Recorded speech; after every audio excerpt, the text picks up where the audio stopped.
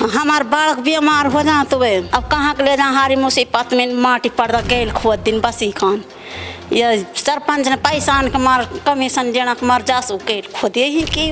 क्या नाम है सरपंच का? आंसू। अब नहीं जाते जब से रास्ता कटा है। आंसू सरपंच ने ये बंद करवाया है पैसों के लिए।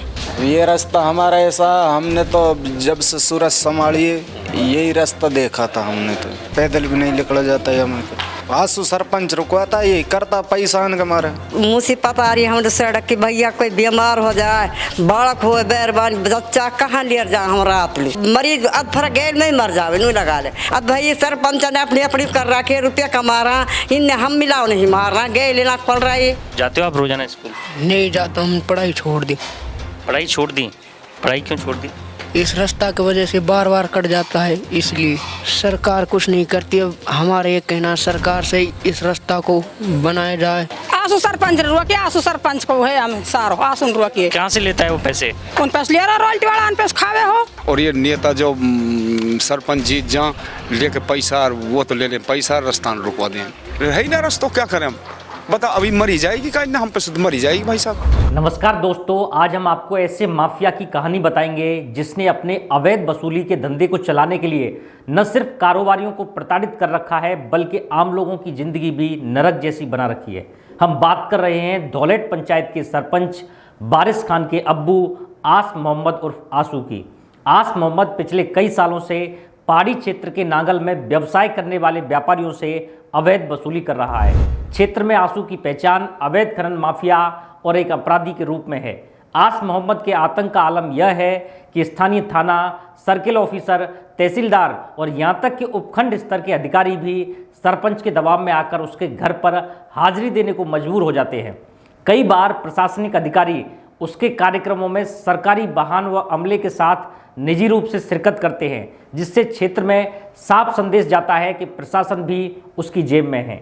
दरअसल नांगल से पहाड़ी जाने वाले रास्ते में एक धौलेट गांव पड़ता है। नांगल से पहाड़ी को जाने वाला रास्ता धौलेट गांव से होकर जाता है, लेकिन आस मोहम्मद ने अपने कुछ गुर्गों द्वारा 64 फीट चौड़े सरकारी रास्ते पर अतिक्रमण करवा दिया है, जिससे रास्ता बहुत सकरा हो गया है और 4 पहिया वाहन भी आसानी से नहीं निकल सकता है। आस मोहम्मद ने सरकारी रास्ते पर अतिक्रमण करवा दिया है और एक वैकल्पिक निजी रास्ता खोल दिया, लेकिन वैकल्पिक निजी रास्ते से गुजरने वाले वाहनों से अवैध वसूली करता है और ब्लैकमेल करता है। जब मन करता है तब रास्ता बंद कर देता है, जिससे लोगों को परेशानी होती है और उन्हें मजबूरन पैसा देना पड़ता है।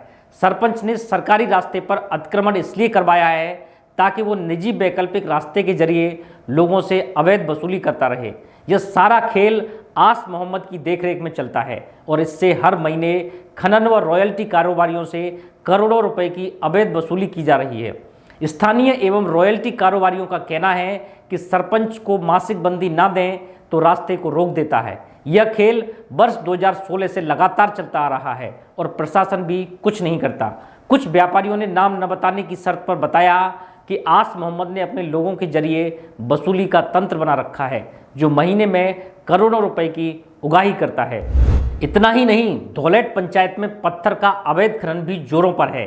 ग्रामीणों ने आरोप लगाया कि सरपंच और उसके गुर्गे बड़ी LNT मशीनों से धौलेट में बेखौफ अवैध खनन करते हैं। ना कोई चालान, ना कोई रोक। खनन माफिया सरपंच की सरपरस्ती में खुला खेल खेल रहे हैं। आस मोहम्मद का इतना खौफ है कि प्रशासन भी उस पर न तो कोई कार्रवाई करता है और न ही सरकारी रास्ते से अतिक्रमण को हटवाता है। नांगल गांव के ग्रामीणों को पहाड़ी पहुंचने के लिए तमाम परेशानियों का सामना करना पड़ता है। सड़क पर अतिक्रमण की वजह से बच्चे भी पढ़ने नहीं जा पाते हैं और बीमार व्यक्ति को भी अस्पताल नहीं ले जा पाते हैं। सुनिए क्या कहा नांगल गांव के स्थानीय लोगों ने। आपको क्या समस्याएं आती हैं सड़क की वजह से? हमार बालक बीमार हो जा तो वे कहाँ ले जा धौलेट में ही कितनी दूर पड़ी 15 किलोमीटर कितिया। अब कहाँ ले जा हारी मुसीबत में माटी पड़ गए खुद दिन बसी खान ये सरपंच ने पैसा आन के मार कमीशन देना के मार जासू के खुद ही की। क्या नाम है सरपंच का? आंसू। क्या नाम है आपका? जिलसाद। दिलसाद, आप रोजाना पढ़ने जाते हो? अब नहीं जाते जब से रास्ता कटा है। तो अब कैसे जाते हो? रोजाना नहीं जाते हो? कुछ कुछ तो दिन जाते होंगे, नहीं हाँ, एक आध दो दिन गए थे, अब नहीं जा पाते हम इस रास्ते की वजह से। जाते? तो कैसे जाते हैं, बस से या पैदल? पैदल जाते हैं हम जब से रास्ता बंद हुआ है।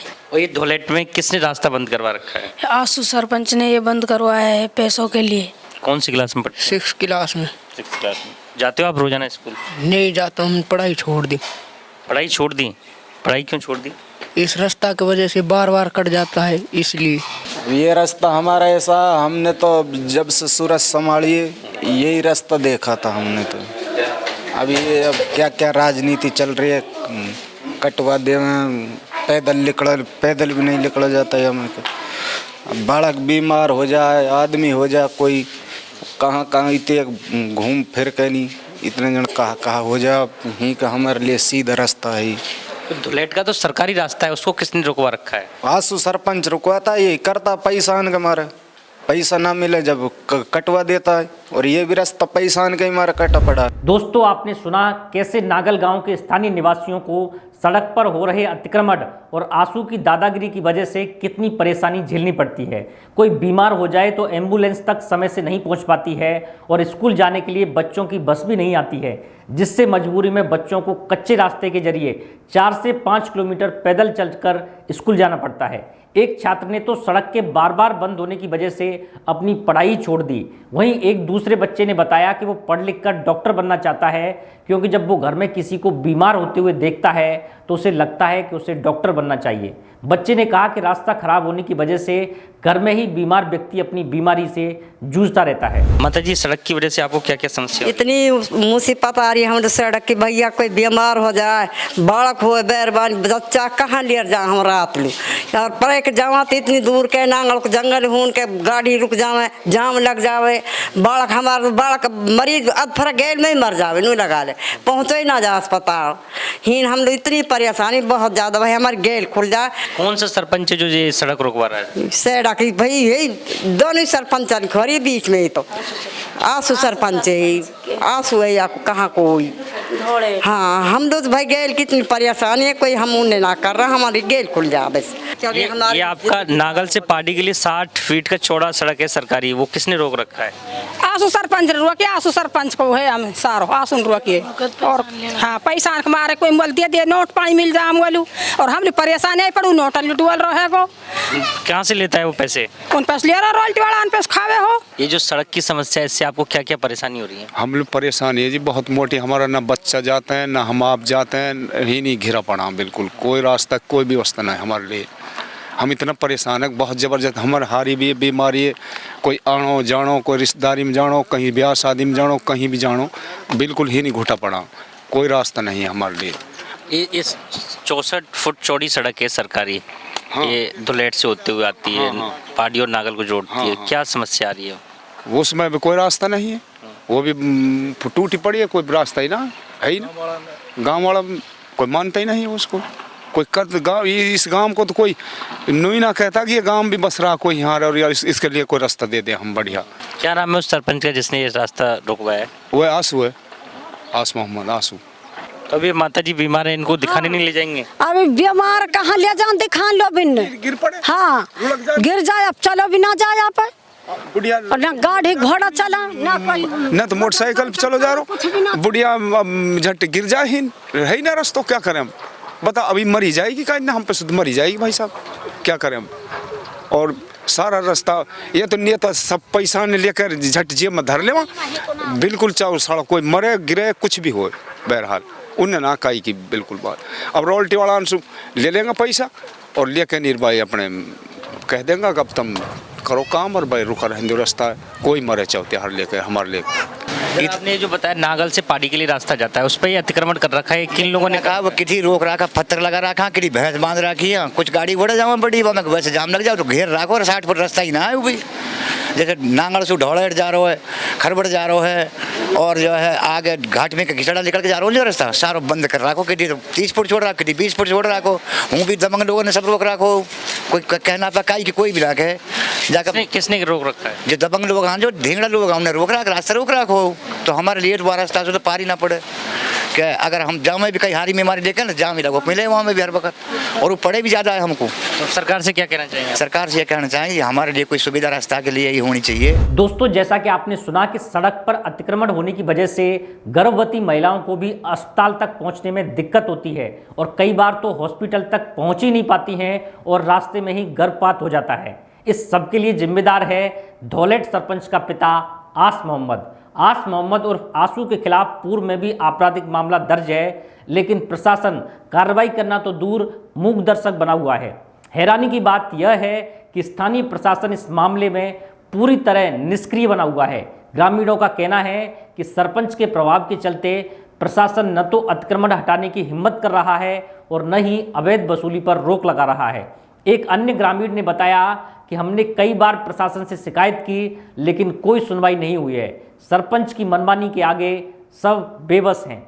कानूनन सरकारी संपत्ति पर अतिक्रमण और अवैध वसूली गंभीर अपराध है। भारतीय दंड संहिता की धारा 441 और 384 के तहत यह कार्रवाई योग्य है। इसके बावजूद सरपंच की दबंगई के सामने प्रशासन की चुप्पी सवाल खड़े करती है। इस स्थिति ने न केवल ग्रामीणों की दिनचर्या को प्रभावित किया है, बल्कि शिक्षा, स्वास्थ्य और आर्थिक गतिविधियों पर भी गहरा असर डाला है। ग्रामीणों में असंतोष बढ़ रहा है, लेकिन सरपंच की डर से लोग खुलकर सामने आने से कतरा रहे हैं। नांगल और आसपास के गांव के लोग मांग कर रहे हैं कि प्रशासन तत्काल इस मामले में हस्तक्षेप करे। वे चाहते हैं कि सरकारी रास्ते से अतिक्रमण हटाया जाए और अवैध वसूली पर रोक लगे। साथ ही आस मोहम्मद के खिलाफ कानूनी कार्रवाई की जाए ताकि भविष्य में ऐसी मनमानी न हो। यह मामला न केवल प्रशासन की निष्क्रियता को उजागर करता है, बल्कि ग्रामीण भारत में सत्ता के दुरुपयोग की गंभीर समस्या को भी सामने लाता है। यदि समय रहते कार्रवाई नहीं की गई तो यह स्थिति और बिगड़ सकती है।